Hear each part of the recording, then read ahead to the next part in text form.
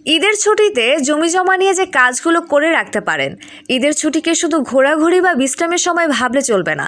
এই সময়টাকে কাজে লাগিয়ে জমি জমা সংক্রান্ত অনেক গুরুত্বপূর্ণ কাজ গুছিয়ে নিতে পারেন। একটু সচেতন হলেই ভবিষ্যতের বড় ঝামেলা থেকে বাঁচা যায়। নিচে ঈদের ছুটিতে আপনি যেসব কাজ করে রাখতে পারেন: 1. কাগজপত্র যাচাই ও গুছিয়ে রাখা। দলিল, খতিয়ান, নামজারি, পর্চা সব একসাথে মিলিয়ে দেখুন। কোথাও ভুল বা অসামঞ্জস্য আছে কিনা খেয়াল করুন। গুরুত্বপূর্ণ কাগজ স্ক্যান করে মোবাইল অথবা ক্লাউডে রাখুন। 2. জমির সীমানা চিহ্নিত করা। জমির চারপাশে সীমানা ঠিক আছে কিনা দেখে নিন। প্রয়োজন হলে খুঁটি বা চিহ্ন বসান। প্রতিবেশীর সাথে সীমানা নিয়ে আগে থেকে পরিষ্কার ধারণা রাখুন। 3. দখল নিশ্চিত করা। জমি ফাঁকা থাকলে নিয়মিত খোঁজ নিন। কেউ অবৈধভাবে দখল করছে কিনা নজর রাখুন।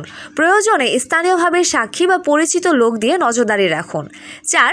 ডিজিটাল সার্ভে করানোর পরিকল্পনা। সঠিক মাপজোকের জন্য ডিজিটাল সার্ভে খুবই গুরুত্বপূর্ণ। সীমানা বিরোধ এড়াতে আগেই মাপজোক ঠিক করে রাখুন। 5. খাজনা আপডেট আছে কিনা দেখুন।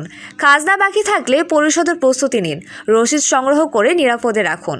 6. নামজারি সম্পন্ন হয়েছে কিনা যাচাই। জমি কেনার পর নামজারি না করলে মালিকানা ঝুঁকিতে থাকে। আবেদন করা থাকলে স্ট্যাটাস চেক করুন। 7. খাস জমি কিনেছেন কিনা যাচাই। ভুল করে সরকারি খাস জমি কিনে ফেলেছেন কিনা নিশ্চিত হন। সন্দেহ থাকলে খতিয়ান ও রেকর্ড চেক করুন। 8. আইনি পরামর্শ নেওয়া।